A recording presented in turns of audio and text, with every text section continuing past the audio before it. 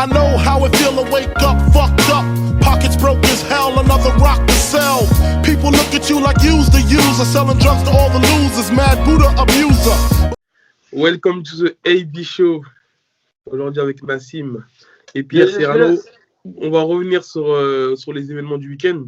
Week-end très très chargé, notamment sur le PFL et sur l'UFC 261, les gars. Je vous laisse la parole, mais je pense qu'on va démarrer par la performance d'Anthony Dizzy face à Chris Wade, l'un des favoris du tournoi. Qu'en avez-vous pensé, messieurs, de la décision et du combat? Je te laisse débuter, Pierre, t'es nouveau. C'est toi qui peut débuter, je pense. Bonne analyse. Alors, j'ai trouvé la décision un peu litigieuse à mon sens. À mon sens, j'aurais donné les deux premiers rounds à Anthony Dizzy, pas le troisième, mais les deux premiers rounds.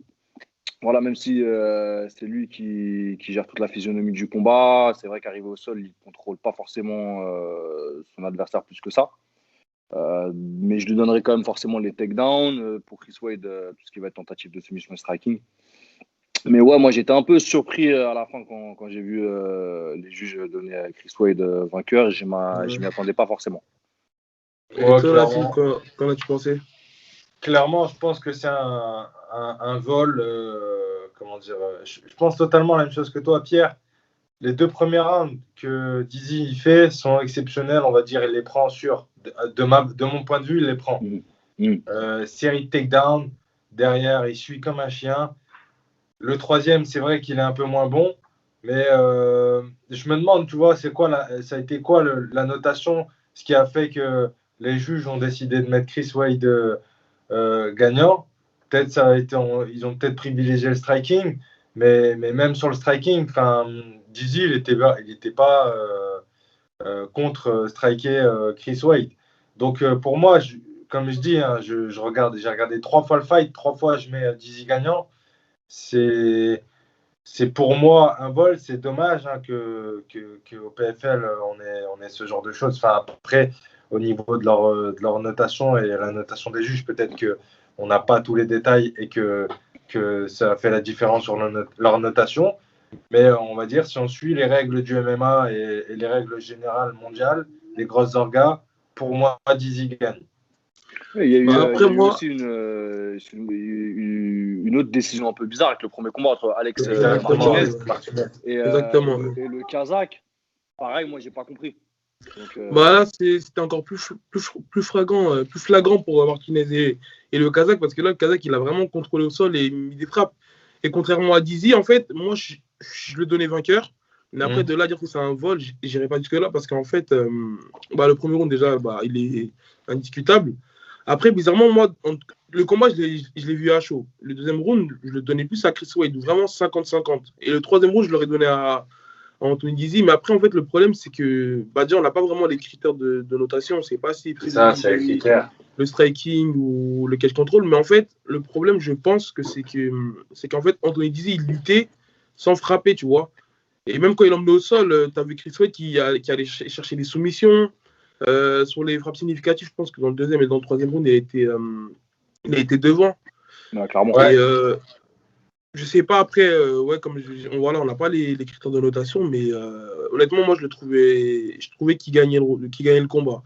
Et après, apparemment, il a mis un article de ESPN qui le donnait aussi vainqueur.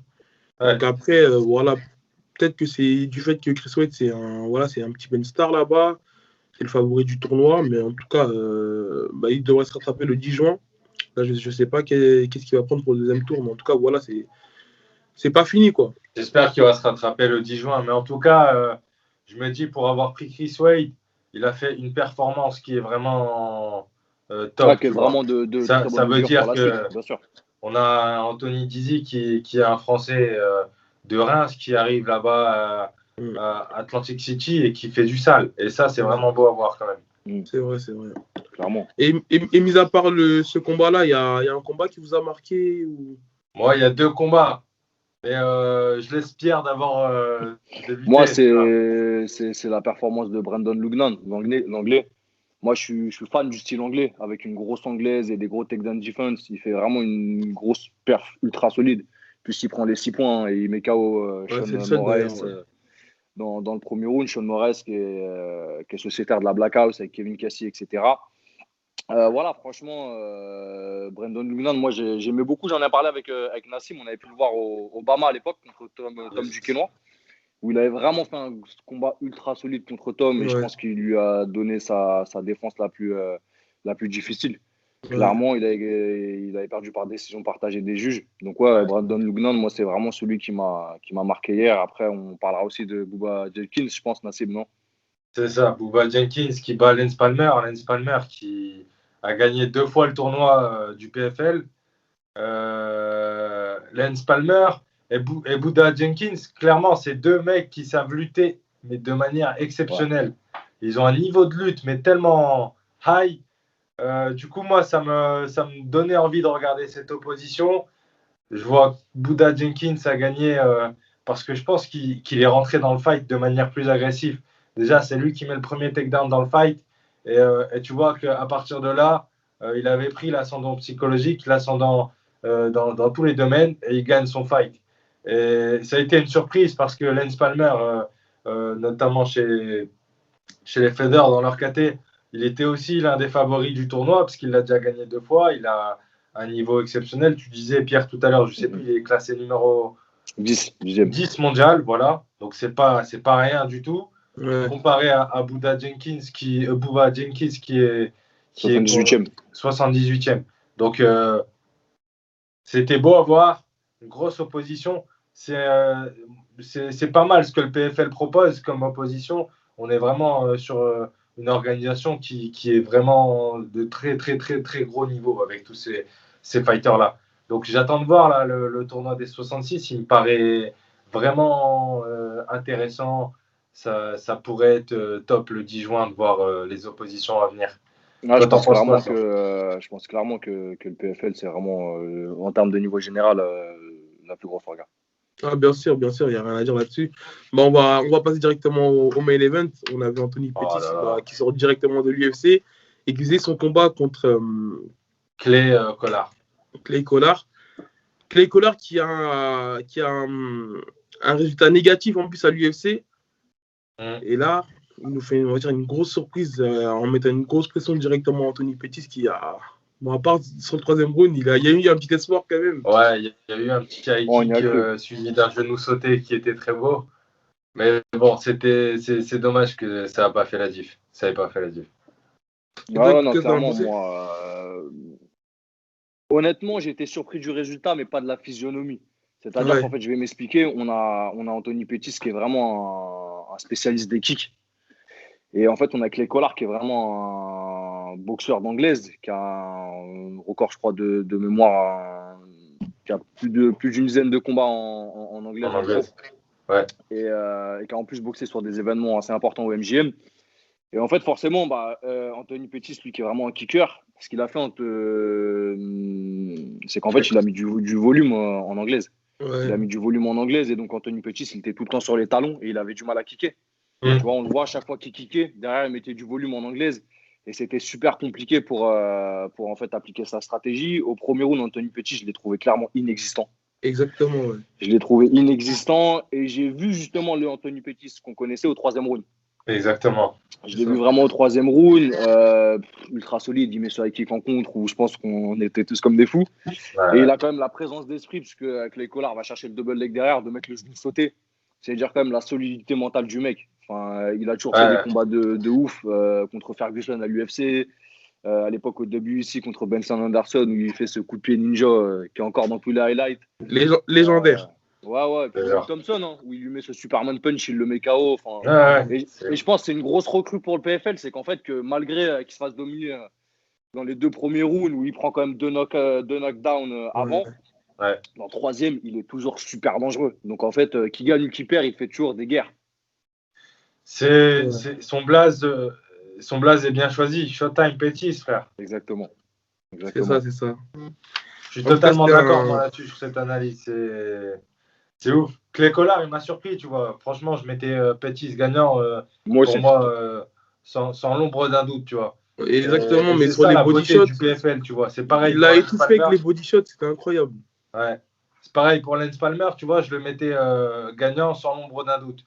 Et c'est ça la beauté du PFL, c'est qu'il y a tellement un niveau de ouf, un niveau très serré dans leur catégorie. Ils cherchent à avoir des oppositions qui sont dures, que derrière, tu peux avoir potentiellement des surprises. Mais en fait, c'est que le niveau, il est tellement relevé que ça ne devrait pas être des surprises. Avec ce niveau-là, l'un comme l'autre peut gagner. Ah non, je Donc là, suis c'est un 100% tournoi d'accord très avec toi. relevé. Ouais. Ah, Bon, on va passer à la carte de folie de l'UFC 261. On Franchement, va 13 passer à combats. quoi? Moi, personnellement, les 13 combats, l'UFC, cousin. le fanboy. Personnellement, franchement, j'ai passé une soirée de ouf. Les 13 combats, peut-être qu'il y en a eu 12, 11 qui très étaient grosse carte. Je pense incroyables. que c'est une des plus grosses cartes de l'année. Et après, je pense que le retour des spectateurs aussi est pour quelque chose. Franchement, ça a fait la diff.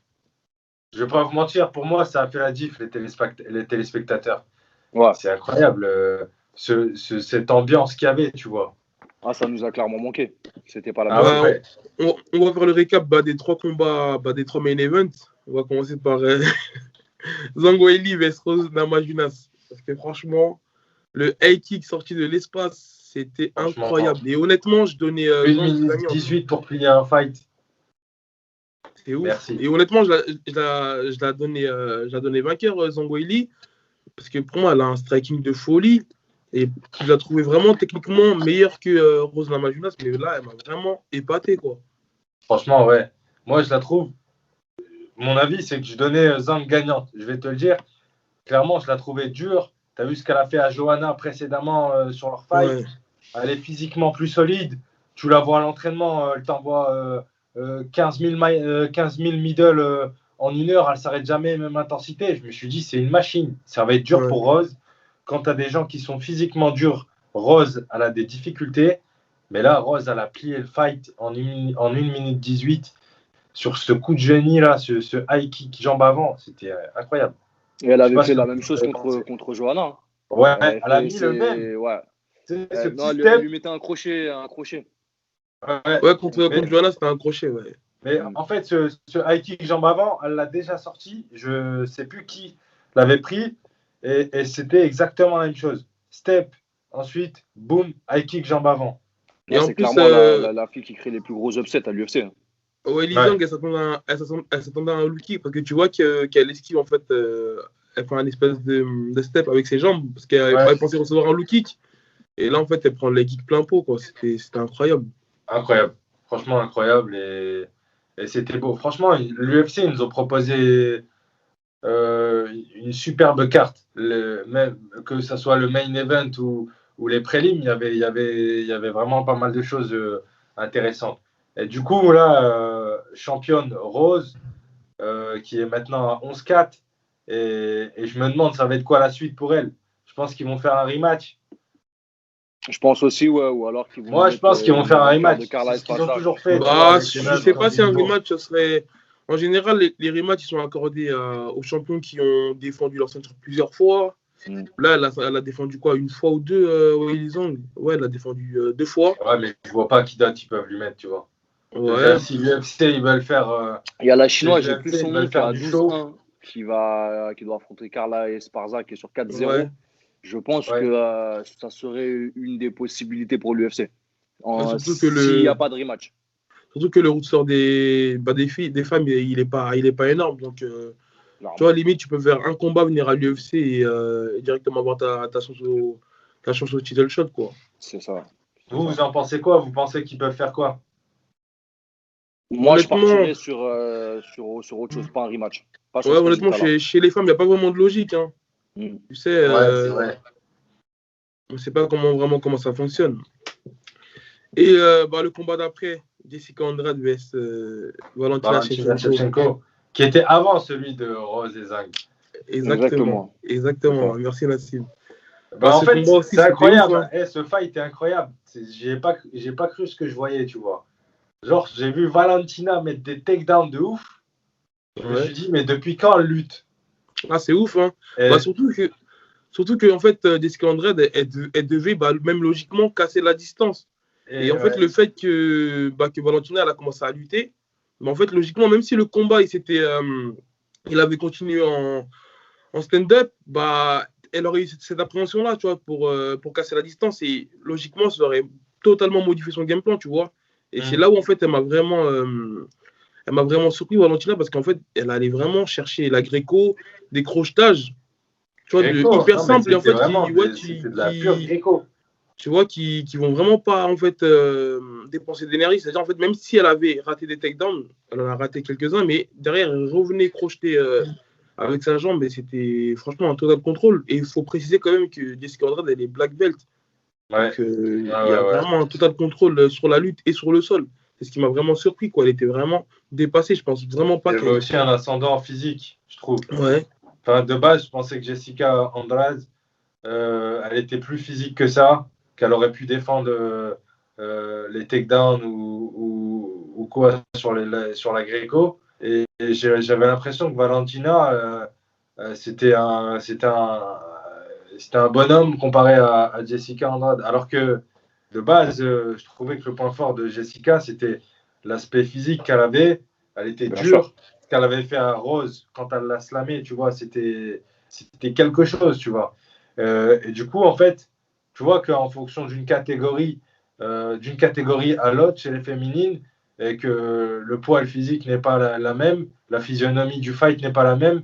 Et là, franchement, Valentina Shevchenko, elle m'a surpris, mais de ouf. Ça m'a donné envie de revoir un Shevchenko Nunes, tu vois. Ouais. J'ai pas du tout été surpris du résultat, moi, perso. Non, mais en fait, c'est pas le fait même qu'elle la gagne, manière. tu vois. C'est la manière. La manière, non, parce que, en fait, je trouve que dans ces catégories-là, il y a un fossé. C'est-à-dire que, en fait, dans cette catégorie, on a Valentina. Chez les Bentham, on a Amanda et il n'y a personne d'autre. Et au final, c'est quand même un. Je sais pas ce que vous en pensez, mais on est quand même sur un match de championnat dans l'organisation numéro 1. Il y a des gens qui payent des pay-per-view quasiment 40-50 $. Moi, ils payent $40 pour voir ça. Je suis dégoûté. Parce que non, mais c'est la vérité. Heureusement qu'il y a le stream. Oui, mais regardez le dernier combat d'Amanda Nunes contre Megan Anderson. C'est clairement pas le niveau. Ouais. C'est clairement pas le même niveau. En fait, chez les femmes, il n'y a pas vraiment de logique. En fait, c'est ça. C'est pas un rooster énorme. Et moi, je pense aussi sur. Je pense qu'en fait, elle a vraiment pris l'absence psychologique, en fait. Parce qu'elle ne s'attendait pas à ça.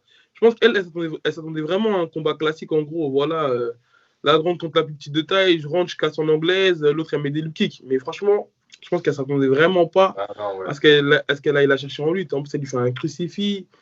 Le game plan était bien ficelé. Ah, vraiment, vraiment, vraiment. C'est ça la beauté du MMA. MMA. Je rejoins Pierre sur ce qu'il a dit. En fait, ouais, c'est vrai que j'avoue que on n'est pas surpris sur le fait qu'elle ait gagné, Valentina. Je pense que tout le monde la mettait gagnante en vrai. Bien sûr, mais c'est ça que je te disais jusqu'avant, c'est qu'en fait, dans ces catégories-là, il y a clairement très peu de challengeuses. Il y a très, très peu. Clairement, c'est ce qu'on disait juste avant. Qui c'est qu'on mettrait contre Rose? On n'a pas forcément de réponse parce qu'il n'y a pas forcément de logique. Et surtout, Rose, elle est dans une position où je pense qu'elle est vraiment meilleure quand elle est challengeuse. On l'a vu contre Johanna. Exactement. Et ce qu'elle a fait hier contre Zhang. Elle aime vraiment cette position en fait, de challengeuse. C'est ce qu'elle explique, c'est qu'elle n'aime pas ce qui est beau. Elle n'aime pas être championne. Elle aime bien aller chercher. C'est cette position de challengeuse qui, je pense, la rend meilleure et justement fait qu'elle peut se surpasser et créer vraiment des upsets de folie. Bah, elle l'avait dit dès qu'elle avait perdu contre Jessica Andrade, qu'en gros, que ça lui avait enlevé un poids sur les épaules. Quoi. Exactement. Et bon, là, on va passer au main event. Au main event de folie. Ousmane, franchement, Ousmane qui nous fait une masterclass et surtout, on voit une grosse évolution au niveau de la boxe. Je suis totalement d'accord. Pierre, toi qui es spécialiste de boxe. Non, Pierre, c'est pas qu'il est spécialiste. Pierre, c'est le Trevor Whitman français. Voilà. Merci de la précision. Non, pour que je donne mon avis. Le rapport avec Trevor Whitman, qu'il faut dire aussi, c'est qu'il entraîne aussi Rose. C'est ça. Est-ce qu'il y a un rapport avec ce kick? Mais moi, je pense qu'au niveau de tout ce qu'elle envoie au niveau des jambes, ça ne vient pas forcément de Whitman. Ça vient peut-être aussi de son concubin. Pat Barry, ouais, je pense. Voilà, qui a été à l'UFC, qui a été au Glory aussi, qui était un très très gros kickboxer. Et du coup, je pense qu'elle est bien entourée, Rose. Mais pour revenir à Trevor Whitman, je laisse parler le Trevor Whitman français. Alors, déjà en tant que coach, il fait une perf de ouf. 2 ceintures de l'UFC, 2 KO au premier round. En tant que Deuxième. coach, Un deuxième. ouais. Mais les deux ne ressortent sans aucune blessure. C'est ce qu'on veut pour nos athlètes. Ouais. C'est des résultats fast-food, entre guillemets. Et voilà, tout le monde rentre à la maison et que tout se passe bien. Voilà, forcément, il n'y a rien d'agréable quand on fait une guerre sur 5 rounds, même si on a gagné et qu'on sait qu'il est blessé, on préférait qu'il ne soit pas blessé. Kamaru, en fait, moi, je le trouve juste monstrueux. Juste monstrueux. Alors, j'ai l'impression que depuis qu'il est avec Trevor Whitman, je le trouve encore plus dangereux et plus finisseur que quand il était avec Henry Hooft. Je ne sais pas ce que vous en pensez, aussi, mais En fait, avec Henry Hooft, il restait sur du classique, cash control, quelques frappes. Je pense que Henry Hooft, il fait du volume de fighter. Whitman, il fait du qualitatif. Et là, tu vois la différence en vrai. Désolé, il finit chez Gilbert Burns et là maintenant, ce qu'il a fait à José Masvidal, c'est juste ouf. Il avait une défaite par TKO, une défaite par soumission dans sa carrière, sinon il ne s'est jamais fait finaliser. Il s'était fait finaliser par TKO Sengoku au deuxième round. Là, c'est juste ouf. La droite, personne ne l'a vu. Il tombe, mais voilà quoi, c'est juste incroyable. En fait, moi, ce qui m'a surpris, c'est c'est depuis qu'il est avec Trevor Whitman, depuis son combat contre Gilbert Burns, tu vois qu'il a une confiance sur sa boxe. En fait, c'est ouf parce que contre Gilbert Burns, c'est son jab qui a fait le travail, et là, maintenant, c'est le bras arrière. Et en fait, dès le premier round, je crois que le bras arrière, il est passé 2 fois, tu vois. Il est passé 2 fois et tu voyais qu'il voulait le passer à un moment donné, tu voyais qu'il faisait des gros overheads avec des mouvements de tête, chose qu'on n'avait pas l'habitude de voir chez Ousmane. Parce que honnêtement, là, tu vois qu'il commence vraiment à prendre confiance en sa boxe. Et en fait, c'était ouf. Il a été à la lumière, tu vois. Je ne m'attendais vraiment pas. Je me suis dit quoi, à la rigueur. Et honnêtement, j'avais un mauvais pressentiment pour Ousmane. Je pense qu'on l'avait tous. Tu vois. Et je m'attendais à un combat classique.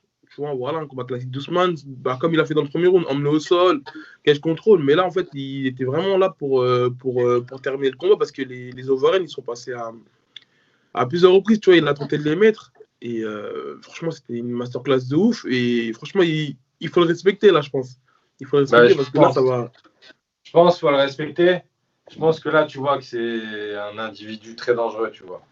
Moi, je ne m'attendais pas à ça. Je t'avouerai que de base, je mettais Ousmane à la décision, un truc du genre, tu vois, le même fight qu'ils ont fait précédemment. Mais jamais j'aurais parié, jamais, mais pas un seul sou, mais pas un seul centime sur ce comment dire, KO TKO round 2 de cette manière, tu vois. Ça m'a surpris, surtout que, tu vois, fin du premier round, je vois Masvidal qui se relève un peu pimpant, genre il pense avoir reprendre l'ascendant psychologique. C'est le personnage. Ouais, tu vois le truc. Il se relève d'un takedown de Ousmane, derrière il commence à être agressif. Et à ce moment-là, je me suis dit, ouais, peut-être ça va être chaud pour Ousmane. Et ensuite, voilà, il a fermé la bouche à tout le monde, je pense. Ça va être compliqué d'aller le chercher, surtout s'il reste avec son staff actuel. Ça a l'air d'être un staff qui le fait de plus en plus monter. J'ai l'impression de le sentir beaucoup mieux avec Whitman, d'aller s'entraîner à Denver avec les Gaethje, Rose, pas très loin, tout ça, en petit comité. Chez Henry Hooft où il y a énormément de monde, c'est vrai qu'il y a de la qualité en termes de sparring, il y a de la qualité en termes de coach, mais c'était lui le capitaine de l'équipe chez Henry Hooft. Donc tu sais, là ça change là. C'était lui le capitaine de l'équipe chez Henry Hooft. Ouais. Donc tu sais, là quand c'est toi qui dirige l'équipe, tu vois, c'est différent. Là je pense que voilà, il est vraiment sous les commandes de Trevor. Voilà, exactement. Exactement. Ça fait la différence. Bien sûr. En tout cas, ça a été surprenant de voir ça. Pour moi, du coup, ça sonne la fin du dernier run de Masvidal et il fera quelques fights et puis après il s'arrêtera, à mon avis, tu vois. Oui, je pense que c'est triste de dire ça, mais il a fait une très belle carrière, il est sorti de loin et puis maintenant, je pense que c'est la fin d'un cycle. Après, honnêtement, je dirais pas que c'est quelqu'un qui n'a jamais été dans la course au titre, mais je pense que ça lui va. Là, il pourra très bien refaire un money fight pour la BMF là. Money fight, voilà. Ouais, contre Nate Diaz, soit un retour contre Nate Diaz. Voilà, il a de quoi faire encore pour faire quelques petits money fight et continuer son chemin, quoi. Et il me semble que Kamaru, il a pris la BMF. Hein. Parce que j'ai vu une photo avec les 2 belts. Ouais, mais cette photo-là, en fait, elle remonte lors du premier affrontement. Après, mais bon, pour moi, honnêtement, c'est une ceinture qui n'a aucun intérêt. Donc, oui, cette ceinture, elle n'a aucun intérêt, clairement. Ouais, j'ai pas vraiment fait attention. C'est pour le show. En tout cas, c'était exceptionnel. Et dans le public, parce qu'il y avait du public. Bien sûr, j'ai ressenti la différence, moi, personnellement.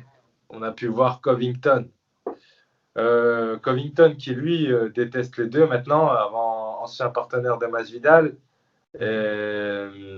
Qui l'a un peu chauffé sur les réseaux, qui veut reprendre Ousmane, qui a dit, je cite, « J'ai fini plusieurs fois Masvidal à l'entraînement, c'est pas quelque chose d'exceptionnel de finir Masvidal. » C'est vraiment une sale race, ce mec. Hein. Mais tu sais, avant de voir le combat contre Gilbert Burns, je me disais vraiment que le mec qui pouvait vraiment donner du fil à retordre à Ousmane, c'était Colby. Mais honnêtement, là, vu la progression d'Ousmane, et je pense qu'on aura vraiment encore un setup pour son prochain combat, je pense que ça va être contre Colby Covington. J'aimerais bien voir ça, tu vois. Il va gagner. Il y a aussi Léon Edwards, les gars. Il y a aussi Léon Edwards contre Jazz. Pour moi, ça n'a pas de sens, Jazz Edwards, tu vois. Bah oui. Jazz, il n'est pas dans la course. C'est un money fight. Et en plus, il a tout à perdre de Léon Edwards. Imaginons le fight se passe pas. Ne va pas trop vite, on ferait une review là-dessus. Vas-y, on en parlera alors. On en parlera, mais pour moi, personnellement, là, il n'y a personne qui l'inquiète. Oui, je suis d'accord avec toi. J'aimerais bien voir, franchement, aussi Edwards contre Ousmane. Ça serait beau à voir aussi. À revoir plutôt, parce qu'ils se sont déjà affrontés. Et pour l'instant, ouais, je pense que le prochain, c'est Covington. Je sais pas honnêtement, juste pour rajouter un petit mot, mais Léon Edwards Ousmane, c'est pas un combat qui va être hypé de ouf, quoi. Non. Il n'y a aucune hype derrière ça. Mais c'est le seul qui techniquement mérite. Il aura du niveau, mais bon, s'ils veulent, il y a du mérite, effectivement. Mais s'ils veulent qu'il y ait une hype, il va falloir que les deux se clashent un peu, tu vois. Il va falloir qu'il y ait une petite histoire. C'est pas le point fort de Léon Edwards. C'est pas son point fort, et Ousmane, il va pas aller chercher à trash-talker. Donc, ce fight, je vous dis, il va rien vendre. Et au niveau des pay-per-view, tonton Dana sera pas content. Ça, c'est sûr. Bah, messieurs, merci. Je pense qu'on a fait le tour. Je pense qu'on a fait le tour. Je voulais parler d'un truc. On t'écoute. Il y a un truc qui m'a pas plu, tu vois. Le Jake Paul Cormier. Merci. Franchement, Jake Paul, je l'aimais pas, mais là, je le déteste. Mais vraiment. Envoie-lui. Il faut lui envoyer. Non, mais quand même, Perry, un mec comme Cormier qui est toujours souriant, toujours à blaguer. Comment tu restes à l'énerver? Envoyez-le.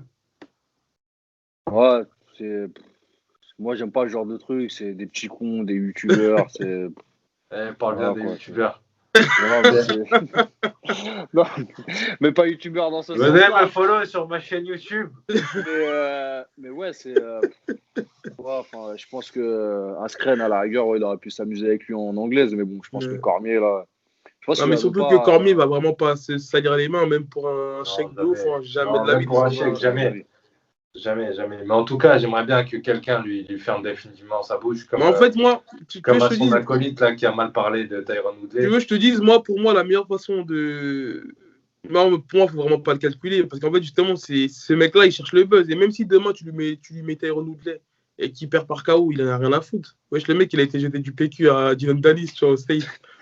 il est complètement fou, ce mec, tu vois. C'est vraiment un mec qui cherche le buzz. Après, ouais, moi, je pense que ça serait intéressant financièrement pour Dana White d'essayer de le signer à l'UFC. Lui, là, c'est impossible. Il s'est trop mis dans un mood d'anglaise. Bah, écoute, ils avaient bien signé CM Punk, le catcheur. Tu vois, donc. Vas-y. Tu vois, donc. Mais après, c'est soit tu vois le côté sportif ou. D'ailleurs, c'est ça qui m'a surpris. Je pense que Dana White, ils s'en fout. Du moins, il y a de l'argent, tu peux parler mal. Exactement. Ouais. Et en plus, le pire, c'est que voilà, on a beau dire, je sais pas, mais on va tous regarder si demain il a l'UFC. Moi, j'avoue. Pour le voir, c'est faire casser la gueule, c'est sûr. Bon, on l'espère. Hein. Mais bon, ça lui donnerait une crédibilité qu'il mérite pas. Non, j'avoue, tu signes à l'UFC, quand t'as pas de mérite, tu vois, c'est un peu craché sur les autres fighters, tu vois, qui se battent pour y aller. Ouais, clairement. On verra. Clairement. Et ouais, j'aimerais aussi finir un petit truc sur la blessure de Weidman, les gars, quand même. Ouais. La blessure de Weidman, le low kick, c'est waouh. C'était quelque chose, quand même. je sais pas si on peut dire ça le karma, mais parce qu'en fait, Ouais, en il a fait la 2013, même à Silva. mais Ouais, il a fait la même. le problème, c'est pas qu'il a fait la même, c'est la manière dont il célèbre sa victoire, en fait, en 2013. Tu Ouais. vois, c'est ça qui m'avait un petit peu fait chier, tu vois. Et là, en fait, sur les ralentis, tu vois que c'est exactement la même blessure, mais au Bon, même Anderson endroit, Silva lui a limite. quand même envoyé un message de soutien. Mais, Ouais, non, Non, bien mais sûr. c'est chaud. C'est chaud. Ça, c'est menti, ça, tu vois. Ce mais genre de low kick, 36 envoyer ans, un hein, low fin de kick, carrière.